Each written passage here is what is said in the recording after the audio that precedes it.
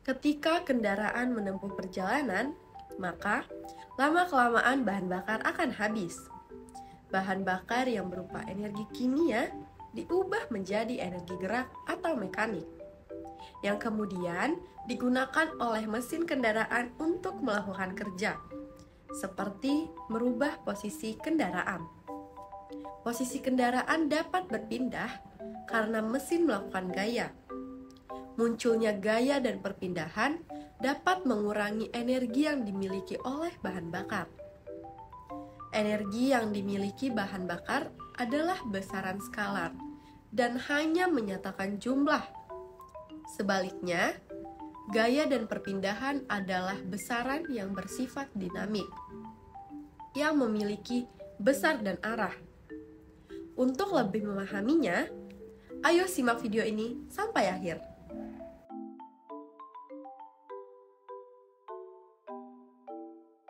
Assalamualaikum warahmatullahi wabarakatuh.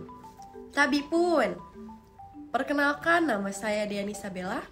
Apa kabar teman-teman semua? Saya harap selalu sehat semua ya. Hari ini kita akan mempelajari materi tentang kerja dan energi. Sebelum memulai pembelajaran kita pada hari ini, alangkah baiknya kita berdoa terlebih dahulu agar ilmu yang kita pelajari menjadi berkah untuk kita semua. Berdoa, mulai.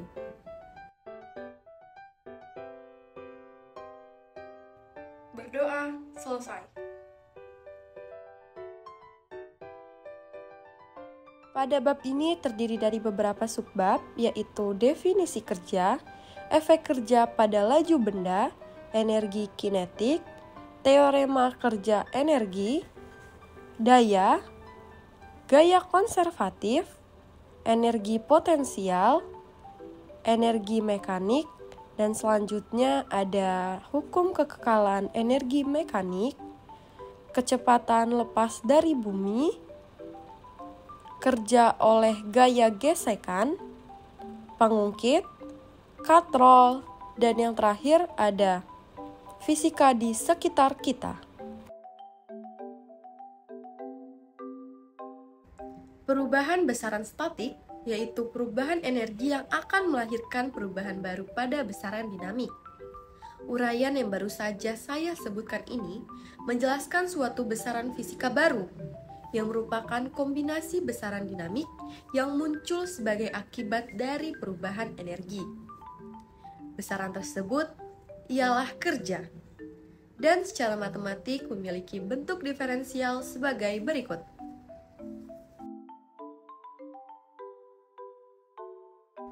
Jika ditulis dalam notasi skalar, akan menjadi seperti ini, di mana theta adalah sudut antara gaya dan elemen perpindahan.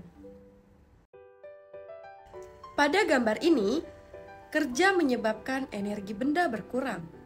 Kerja yang dilakukan sama dengan selisih energi awal dan akhir pada benda tersebut. Sedangkan, pada gambar ini, kerja dari luar dapat meningkatkan energi benda. Energi akhir benda sama dengan jumlah energi awal dan kerja yang dilakukan oleh benda tersebut. Dari kedua gambar tersebut, tampak bahwa kerja hanya ada jika ada komponen gaya dan perpindahan yang sejajar. Jika gaya dan perpindahan tegak lurus, maka kerja nilainya adalah 0. Contohnya, ketika satelit mengelilingi bumi dalam satu orbit berupa lingkaran, maka kerja yang dilakukan oleh bumi pada satelit bernilai 0, karena arah pusat bumi selalu tegak lurus dengan arah perpindahan satelit yang menyinggung lingkaran. Kerja dapat bernilai positif dan negatif. Kerja yang bernilai positif artinya kerja tersebut menambah energi benda. Ini terjadi jika proyeksi vektor gaya pada garis perpindahan memiliki arah yang sama dengan perpindahan, yaitu theta kurang dari 90 derajat. Sedangkan kerja yang bernilai negatif bermakna bahwa kerja tersebut mengurangi energi benda. Ini terjadi jika proyeksi vektor gaya pada garis perpindahan memiliki arah berlawanan dengan perpindahan, yaitu theta kurang dari 90 derajat. Contoh dari kerja yang bernilai negatif adalah kerja yang dilakukan oleh gaya gesekan.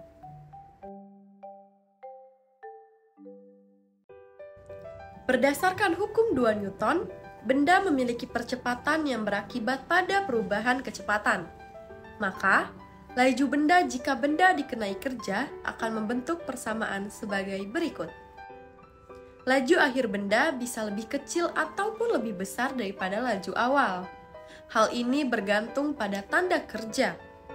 Jika tanda kerja positif, maka laju akhir lebih besar daripada laju awal. Dan sebaliknya. Kira-kira bagaimana persamaan energi benda yang sedang bergerak? Mari kita lakukan percobaan sederhana dalam pikiran kita. Yang pertama, makin besar laju benda, maka makin besar gaya yang diperlukan untuk menghentikan benda. Dari sini, dapat kita simpulkan bahwa energi gerak berbanding lurus dengan laju pangkat bilangan positif. Yang kedua, makin besar massa benda, maka makin besar juga gaya yang diperlukan untuk menahan gerak benda. Dari sini, kita simpulkan bahwa energi gerak benda sebanding dengan massa benda pangkat bilangan positif. Setelah melakukan berbagai percobaan dalam pikiran kita, maka muncullah persamaan energi kinetik, yaitu K sama dengan setengah mv kuadrat. Sedangkan energi kinetik total memiliki persamaan sebagai berikut.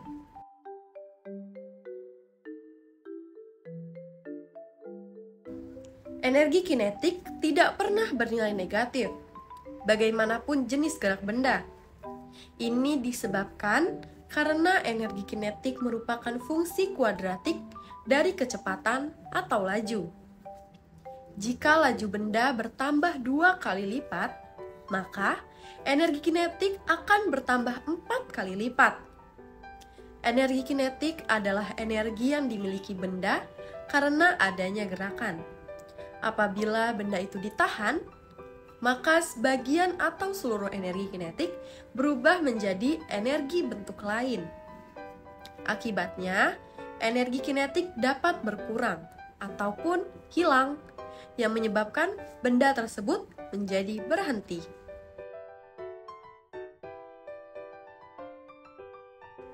Pada teorema kerja energi bentuk pertama, terdapat persamaan W sama dengan delta K, di mana hal ini memiliki kesetaraan dengan persoalan dinamika. Prinsip kerja energi dapat membantu kita dalam beberapa hal hanya dengan mengukur berapa energi kinetik awal dan akhir benda. Selisih energi kinetik tersebut merupakan usaha yang dilakukan oleh gaya.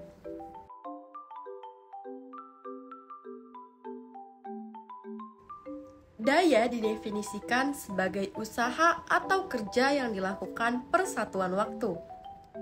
Jika dalam selang waktu gaya melakukan kerja, maka daya rata-rata yang dihasilkan didefinisikan sebagai P sama dengan W per delta T. Sedangkan daya sesaat memiliki persamaan sebagai berikut.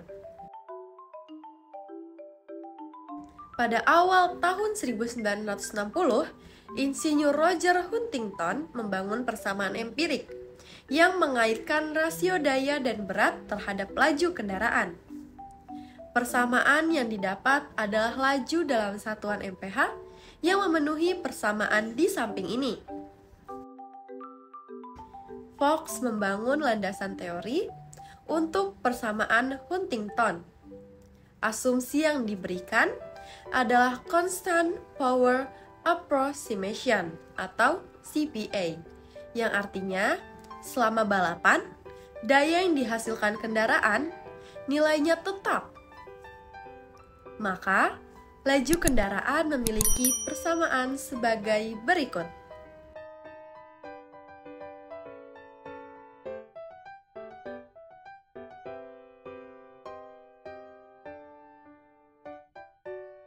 Lintasan yang berbeda umumnya menghasilkan kerja yang berbeda, meskipun posisi awal dan akhirnya sama. Namun, ada jenis gaya di mana usaha yang dilakukan oleh gaya tersebut sama sekali tidak terpengaruh pada lintasan yang ditempuh. Usaha yang dilakukan gaya semata-mata bergantung pada posisi awal dan posisi akhir benda. Gaya yang memiliki sifat demikian disebut sebagai gaya konservatif. Contoh gaya konservatif adalah gaya gravitasi, gaya listrik, gaya pegas, gaya antar molekul, gaya Mills-Lennard-Jones, dan lain-lain. Gaya yang tidak memenuhi sifat tersebut kita kelompokkan sebagai gaya non-konservatif. Contoh dari gaya non-konservatif yaitu gaya gesekan, gaya tumbukan dua benda ketika proses tumbukan menghasilkan panas, dan sebagainya. Syarat gaya bersifat konservatif yaitu sebagai berikut.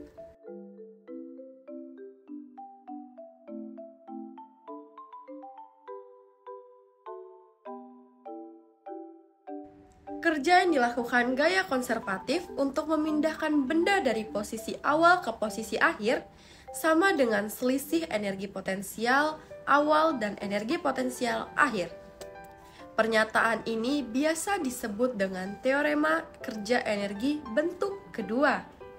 Hal ini dapat dituliskan sebagai persamaan di samping. Gaya gravitasi bumi termasuk gaya konservatif. Dengan demikian, kita dapat mendefinisikan energi potensial gravitasi sebagai U sama dengan mgh. Persamaan tersebut benar dengan asumsi bahwa energi potensial gravitasi tepat di permukaan bumi adalah 0. Energi potensial gravitasi yang diungkapkan oleh persamaan tadi hanya benar jika lokasi benda ada di sekitar permukaan bumi. Pada lokasi ini, percepatan gravitasi dapat dianggap konstan. Namun, jika benda bergerak hingga pada jarak yang jauh dari bumi, maka persamaan akan berubah menjadi persamaan yang lebih umum, seperti persamaan di samping ini. Berdasarkan hukum Hooke, gaya yang dilakukan pegas pada suatu benda memenuhi persamaan F sama dengan min K dikali X, di mana K adalah konstanta pegas dan tanda negatif menunjukkan bahwa arah gaya selalu berlawanan dengan arah perubahan panjang pegas. Secara umum, energi potensial pegas yang menyimpang sejauh X dari posisi setimbang adalah UK sama dengan setengah K dikali X kuadrat. Sedangkan energi potensial pegas pada ruang 3 dimensi akan memenuhi persamaan di samping.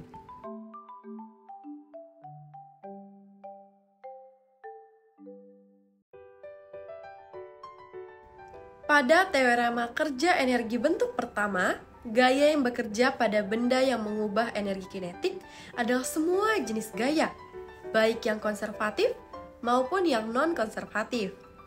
Maka, besaran energi kinetik memiliki persamaan yaitu EM sama dengan U plus K.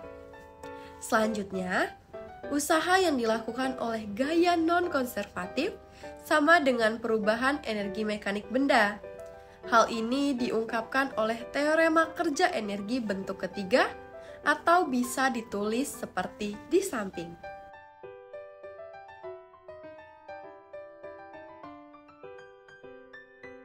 Hukum kekekalan energi mekanik berbunyi, jika tidak ada gaya non-konservatif yang bekerja pada benda, maka energi mekanik benda akan kekal. Salah satu contoh dari hukum ini yaitu jika bola dilemparkan vertikal ke atas dari lantai, maka bola berada dalam pengaruh medan gravitasi bumi yang bersifat konservatif.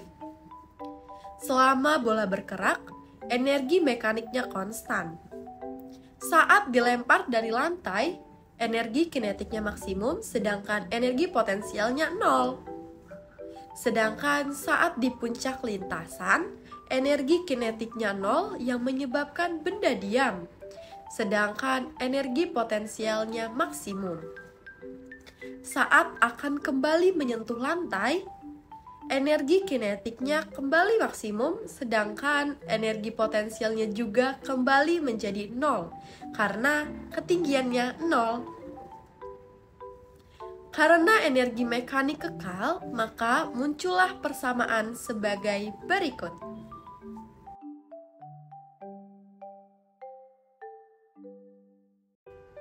Jika benda ditembakkan ke atas, maka makin lama kecepatan benda makin berkurang. Benda mencapai kecepatan 0 pada ketinggian tertentu, kemudian bergerak dalam arah berlawanan untuk kembali ke tanah. Makin kecil kecepatan awal benda, maka makin tinggi posisi benda dalam membalik arah.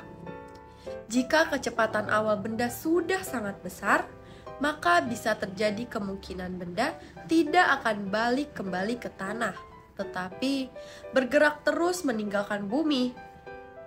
Syarat sebuah benda dapat meninggalkan bumi bisa kita cari menggunakan rumus di samping, dan akan menghasilkan bahwa syarat agar benda dapat meninggalkan bumi, maka laju minimumnya adalah 11,146 km per detik.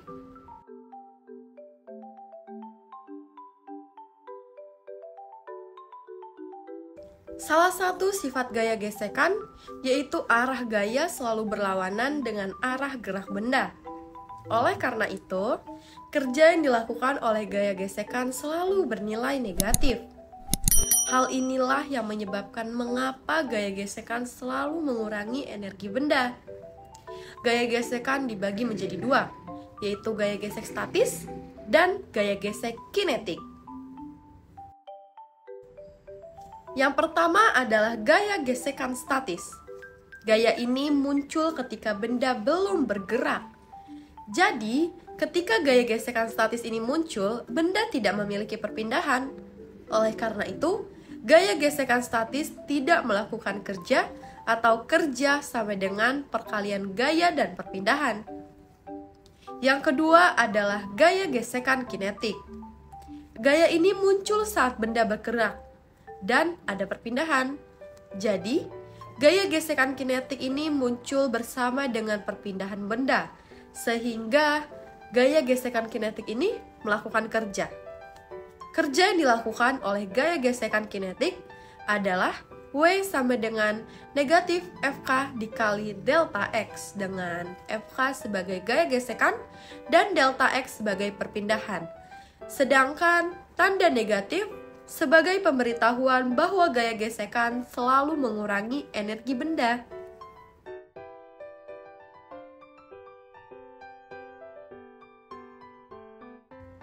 Pada umumnya, pengungkit memiliki dua lengan dan satu titik tumpu. Titik tumpu ini merupakan bagian yang tidak bergerak, sedangkan lengan adalah bagian yang bergerak dan masing-masing menahan gaya. Pengungkit memiliki dua jenis penempatan titik tumpu, yaitu ada yang meletakkannya di tengah dan ada juga yang meletakkannya di ujung. Tetapi, kedua pengungkit ini memiliki kesamaan dalam persamaannya, yaitu sebagai berikut. Jadi, agar lebih mudah dalam mengangkat benda, maka kita dapat menggunakan lengan penggerak yang beberapa kali lebih panjang daripada lengan beban. Orang zaman dahulu mengangkat air sumur menggunakan katrol. Penduduk pedesaan saat ini juga masih banyak yang menggunakan katrol untuk mengangkat air sumur, karena belum ada listrik yang dapat digunakan untuk menggerakkan pompa air. Tukang bangunan sampai saat ini juga masih banyak loh yang menggunakan katrol untuk mengangkat bata atau adukan semen ke lantai atas bangunan. Di sini, pertama-tama kita akan membahas tentang satu katrol yang digantung tetap. Selama bergerak, Kecepatan benda tetap sehingga energi kinetiknya tidak berubah. Dengan demikian, kerja yang kita lakukan semata-mata hanya untuk menaikkan energi potensial benda. Jadi, gaya yang kita berikan untuk mengangkat benda menggunakan katrol tetap ini persis sama dengan gaya berat benda. Walaupun gaya yang dikeluarkan persis sama dengan berat benda, katrol ini tetap mempermudah kita dalam mengangkut benda. Penyebabnya adalah kita memberikan gaya ke arah bawah. Dengan gaya ke arah bawah, maka kita dapat menggerakkan ataupun menggunakan seluruh beban tubuh kita untuk menarik benda. Berbeda kalau kita mengangkat langsung benda dengan menarik ke atas, hanya otot-otot tangan kita yang kita kerahkan untuk menarik dan menahan benda, sehingga kita merasa bahwa itu tuh sangat berat. Selanjutnya, kita akan membahas tentang katrol yang bergerak bebas. Beban digantung pada poros katrol. Tali dililitkan pada satu katrol, satu ujungnya tali dipaten secara tetap dan ujung lainnya ditarik. Jika kita menariknya, maka akibat dari penarikan ini yaitu katrol hanya naik setengah dari tarikan tersebut. Dengan demikian, jika menggunakan katrol bergerak, gaya tarik yang dibutuhkan untuk mengangkat benda hanya setengah dari berat benda.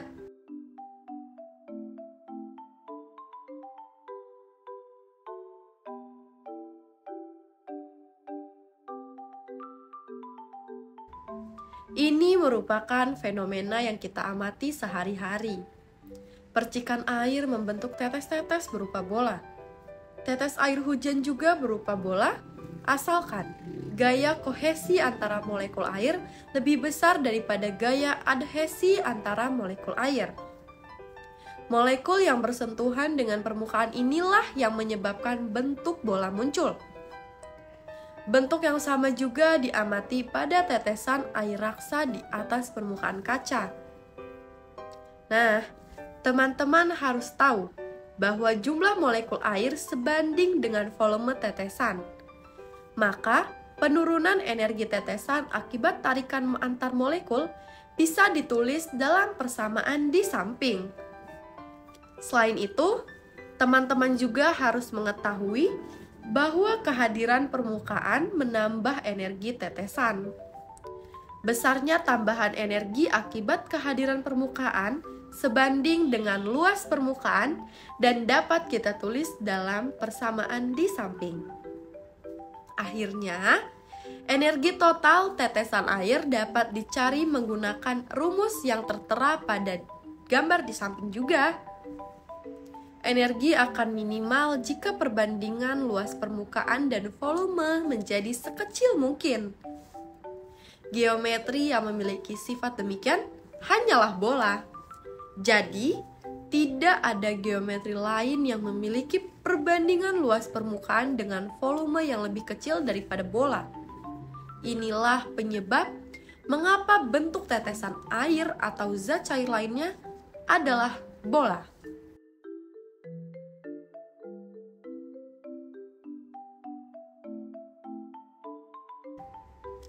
Jika kita berjalan, maka kita melakukan kerja. Tetapi, tubuh bukanlah benda tegar. Tiap bagian tubuh dapat bergerak sendiri-sendiri, sehingga energi kinetiknya tidak persis sama dengan persamaan benda tegar. Namun, orde energi kinetik tidak berbeda jauh dengan persamaan benda tegar. Dengan demikian, kita dapat menulis total daya yang dikeluarkan badan saat berjalan dengan menggunakan persamaan di samping. Untuk lebih memahami materi kerja dan energi, marilah kita bersama-sama mengerjakan beberapa soal berikut.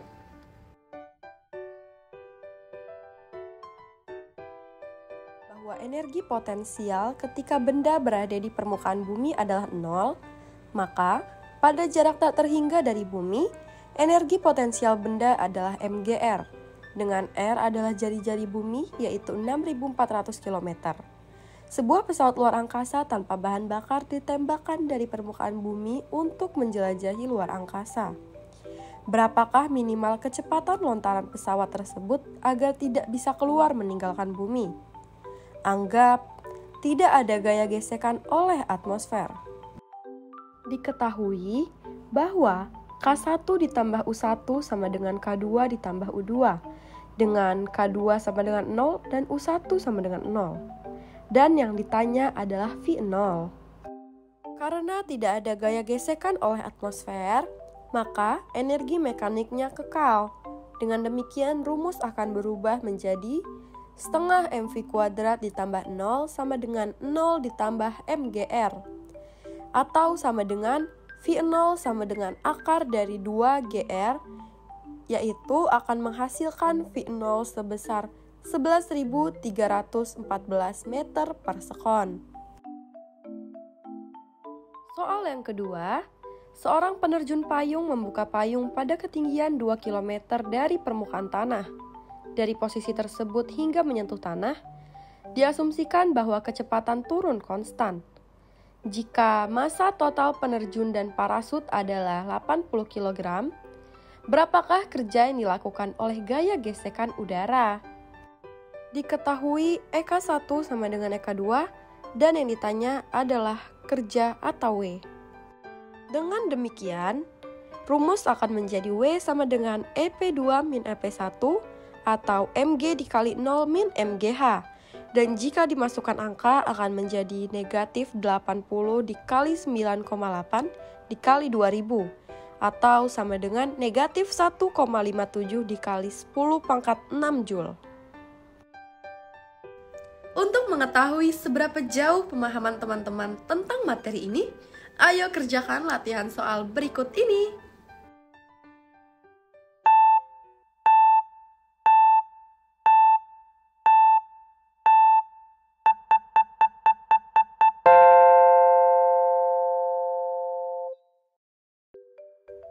Jadi, kita telah mempelajari semua subbab yang ada di materi usaha dan energi.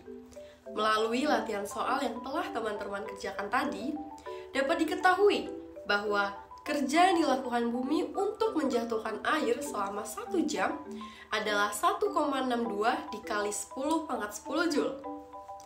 Dengan adanya fisika, kita bisa mengetahui hal-hal di luar dugaan kita.